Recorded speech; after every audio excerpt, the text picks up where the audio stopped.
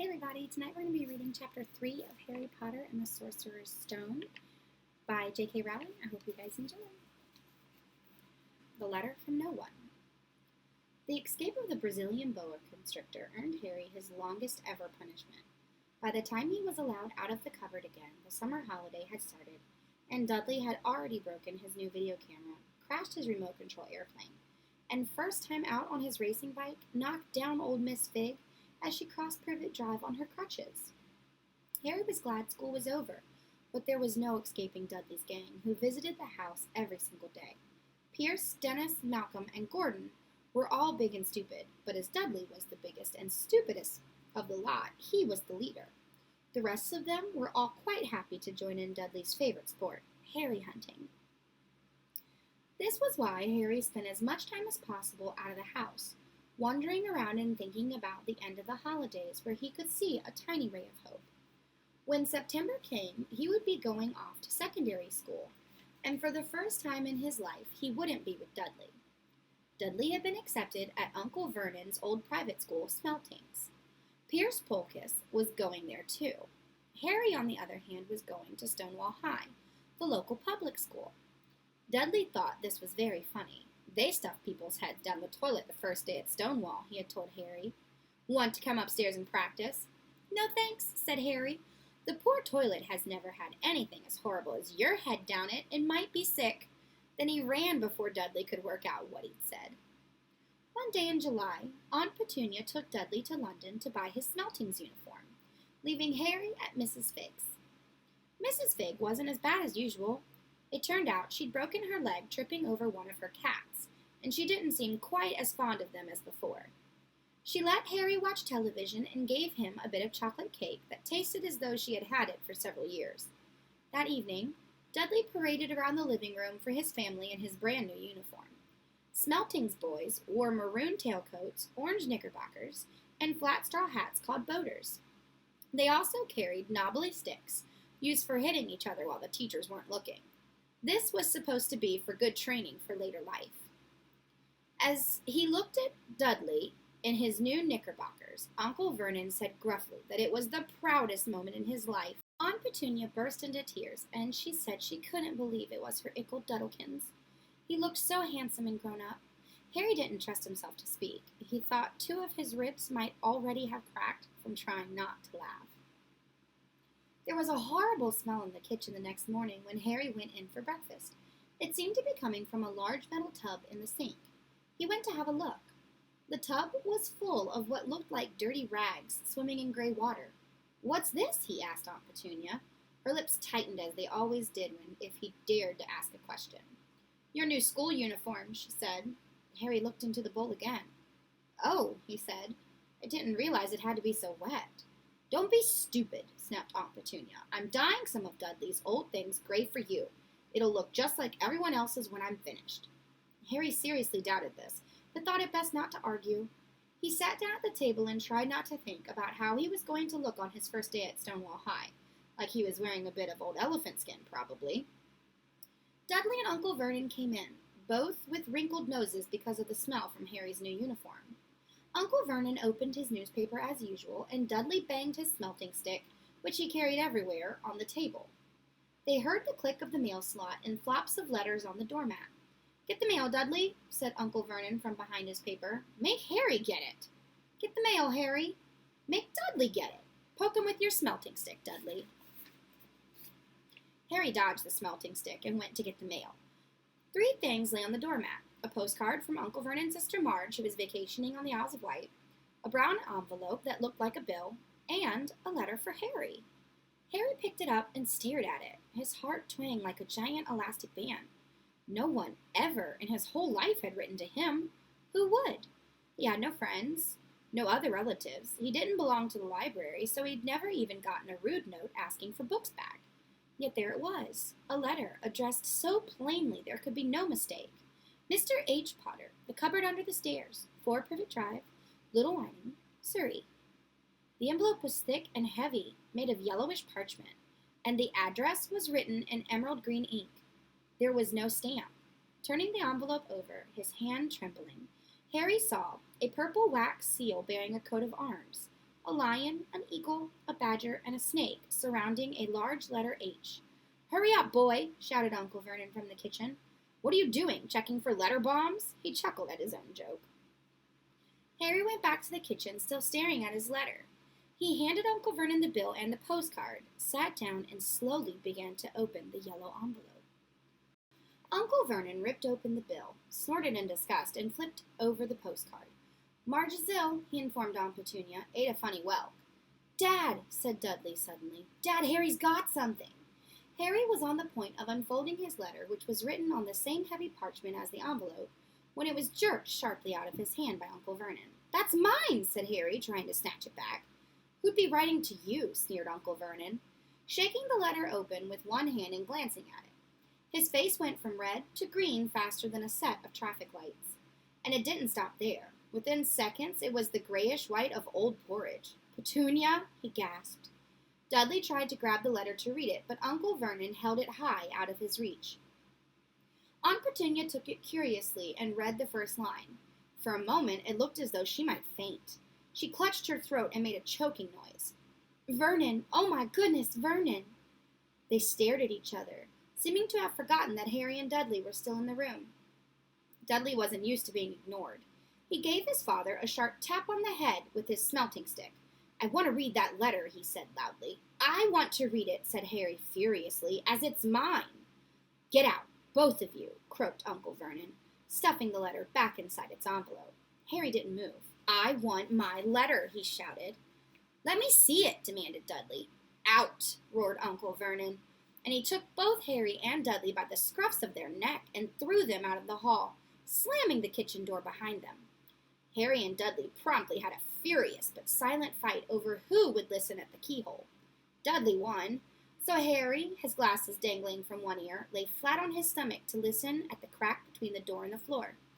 "Vernon," Aunt Petunia was saying in a quivering voice, "look at the address. How could they possibly know where he sleeps? You don't think they're watching the house?" "Watching, spying, might be following us," muttered Uncle Vernon wildly. "But what should we do, Vernon? Should we write back? Tell them we don't want—" Harry could see Uncle Vernon's shiny black shoes pacing up and down the kitchen. "No," he said finally. "No. We'll ignore it. If they don't get an answer, yes, that's best. We won't do anything. But I'm not having one in the house, Petunia. Didn't we swear, when we took him in, we'd stamp out that dangerous nonsense?" That evening, when he got home from work, Uncle Vernon did something he'd never done before. He visited Harry in his cupboard. "Where's my letter?" Harry said, the moment Uncle Vernon had squeezed through the door. "Who's writing me?" "No one. It was addressed to you by mistake," said Uncle Vernon shortly. "I have burned it."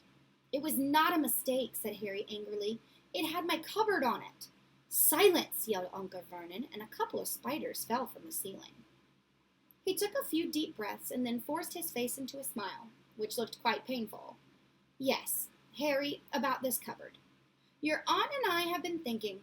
You're really getting a bit big for it. We think it might be nice if you moved into Dudley's second bedroom." "Why?" said Harry. "Don't ask questions," snapped his uncle. "Take this stuff upstairs now."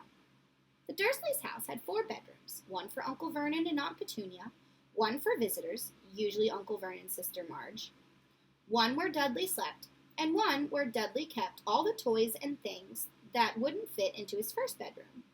It only took Harry one trip upstairs to move everything he owned from the cupboard to this room. He sat down on the bed and stared around him. Nearly everything in here was broken. The month-old video camera was lying on top of a small, working tank Dudley had once driven over the neighbor's dog. In the corner was Dudley's first ever television set, which he'd put his foot through when his favorite program had been canceled. There was a large bird cage, which had once held a parrot that Dudley had swapped at school for a real air rifle, which was up on a shelf with the end all bent because Dudley had sat on it. Other shelves were full of books, the only thing in the room that looked as though it had never been touched. From downstairs came the sound of Dudley's bawling at his mother. "I don't want him in there. I need that room. Make him get out." Harry sighed and stretched out on the bed. Yesterday he had given anything to be up here. Today he'd rather be back in his cupboard with that letter than up here without it. Next morning at breakfast, everyone was rather quiet. Dudley was in shock. He'd screamed, whacked his father with the smelting stick, been sick on purpose, kicked his mother, and thrown his tortoise through the greenhouse roof, and he still didn't have his room back. Harry was thinking about this time yesterday and bitterly wishing he'd opened the letter in the hall. Uncle Vernon and Aunt Petunia kept looking at each other darkly. When the mail arrived, Uncle Vernon, who seemed to be trying to be nice to Harry, made Dudley go and get it. They heard him banging things with his smelting stick all the way down the hall.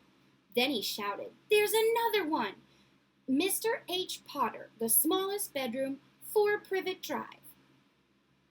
With a strangled cry, Uncle Vernon leapt from his seat and ran down the hall, Harry right behind him.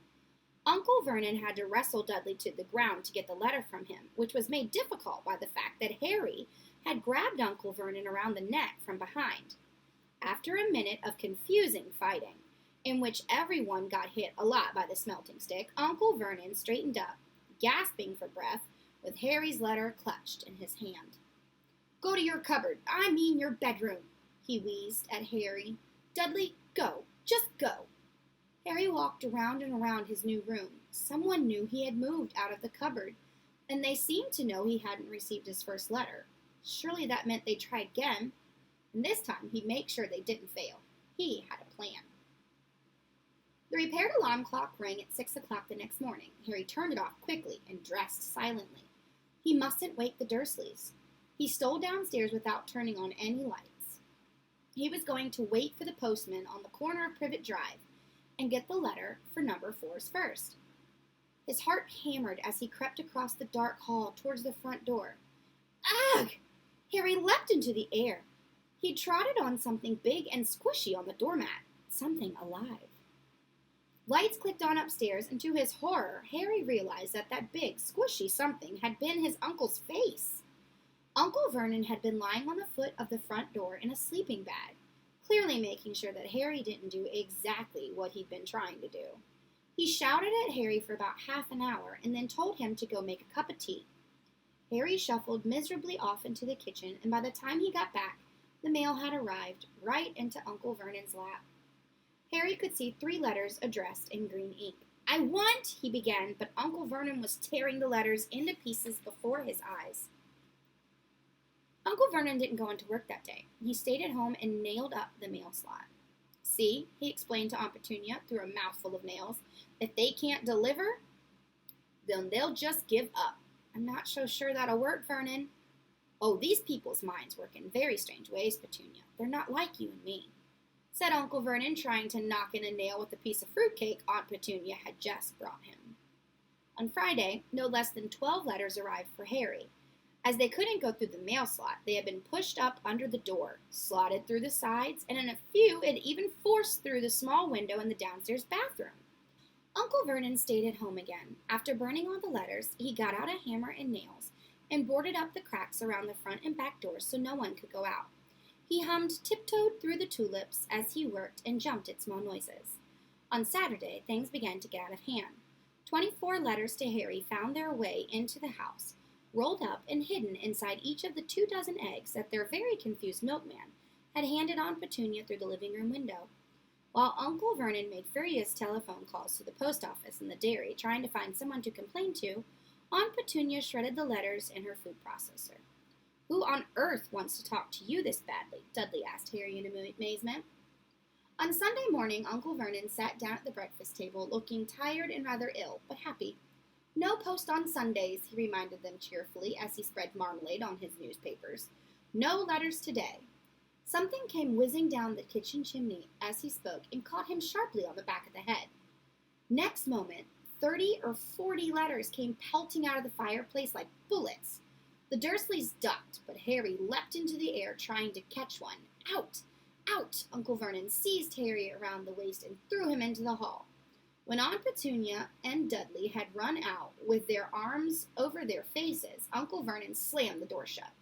They could hear the letters still streaming into the room, bouncing off the walls and floor. "That does it," said Uncle Vernon, trying to speak calmly but pulling great tufts of his mustache out at the same time. "I want you all back here in 5 minutes, ready to leave. We're going away. Just pack some clothes. No arguments." He looked so dangerous with half his mustache missing that no one dared argue. 10 minutes later, they had wrecked their way through the boarded-up doors and were in the car, speeding towards the highway. Dudley was sniffling in the back seat. His father had hit him round the head for holding them up when he tried to pack his television, VCR, and computer in his sports bag. They drove, and they drove. Even Aunt Petunia didn't dare ask where they were going.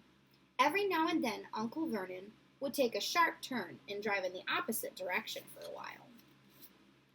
Shake 'em off, he would mutter whenever he did this.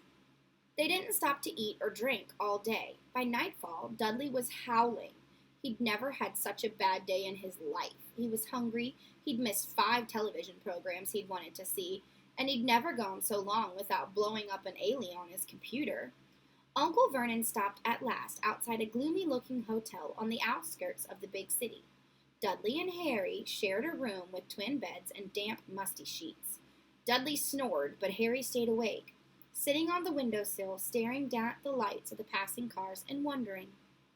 They ate stale cornflakes and cold tinned tomatoes on toast for breakfast the next day. They had just finished when the owner of the hotel came over to their table. "Excuse me, but is one of you Mr. H. Potter? Only I got about 100 of these at the front desk." She held up a letter so that they could read the green ink address. "Mr. H. Potter, room 17, Railview Hotel, Cokeworth." Harry made a grab for the letter, but Uncle Vernon knocked it out of his hand and out of the way. The woman stared. "I'll take them," said Uncle Vernon, standing up quickly and following her from the dining room. "Wouldn't it be better just to go home, dear?" Aunt Petunia suggested timidly, hours later, but Uncle Vernon didn't seem to hear her. Exactly what he was looking for, none of them knew. He drove them into the middle of the forest, got out, looked around, shook his head, got back in the car, and off they went again. The same thing happened in the middle of a plowed field, halfway across a suspended bridge, and at the top of a multi-level parking garage.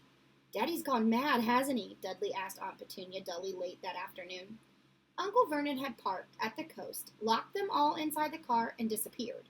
It started to rain. Great drops beat down on the roof of the car. Dudley sniveled. "It's Monday," he told his mother. "The great Humberto's on tonight. I want to stay somewhere with the television." Monday. This reminded Harry of something. If it was Monday, and you could usually count on Dudley to know the days of the week because of television, then tomorrow, Tuesday, was Harry's 11th birthday. Of course, his birthdays were never exactly fun. Last year, the Dursleys had given him a coat hanger and a pair of Uncle Vernon's old socks. Still, you weren't 11 every day. Uncle Vernon was back, and he was smiling. He was also carrying a long, thin package and didn't answer Aunt Petunia when she asked what he'd bought. "Found the perfect place," he said. "Come on, everyone out." It was very cold outside the car. Uncle Vernon was pointing at what looked like a large rock way out at sea. Perched on top of the rock was the most miserable little shack you could imagine. One thing was certain, there was no television in there. "Storm forecast for tonight," said Uncle Vernon gleefully, clapping his hands together. "And this gentleman's kindly agreed to lend us his boat." The toothless old man came ambling up to them, pointing, with a rather wicked grin, at an old rowboat bobbing in the iron-gray water below them. "I've already got us some rations," said Uncle Vernon, "so all aboard." It was freezing in the boat. Icy sea spray and rain crept down their necks, and a chilly wind whipped their faces. After what seemed like hours, they reached the rock, where Uncle Vernon, slipping and sliding, led the way to the broken-down house. The inside was horrible. It smelled strongly of seaweed. The wind whistled through the gaps in the wooden walls, and the fireplace was damp and empty. There were only 2 rooms.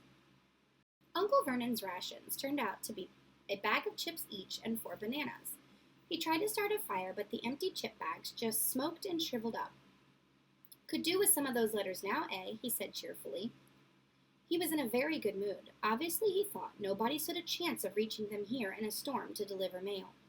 Harry privately agreed, though the thought didn't cheer him up at all. As night fell, the promised storm blew up around them. Spray from the high waves splattered the walls of the hut, and a fierce wind rattled the filthy windows. Aunt Petunia found a few moldy blankets in the second room and made a bed for Dudley on the moth-eaten sofa. She and Uncle Vernon went off to the lumpy bed next door, and Harry was left to find the softest bit of floor he could and to curl up under the thinnest, most ragged blanket. The storm raged more and more ferociously as the night went on. Harry couldn't sleep. He shivered and turned over, trying to get comfortable, his stomach rumbling with hunger. Dudley's snores were drowned out by the low rolls of thunder that started near midnight. The lighted dial of Dudley's watch, which was dangling over the edge of the sofa on his fat wrist, told Harry he'd be 11 in 10 minutes' time. He lay and watched his birthday tick near, wondering if the Dursleys would even remember it all, wondering where the letter writer was now. 5 minutes to go. Harry heard something creak outside. He hoped the roof wasn't going to fall in, although he might be warmer if it did. 4 minutes to go.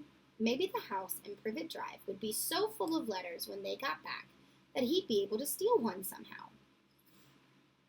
3 minutes to go. Was that the sea slapping hard on the rocks like that? And 2 minutes to go. What was that funny crunching noise? Was the rock crumbling into the sea?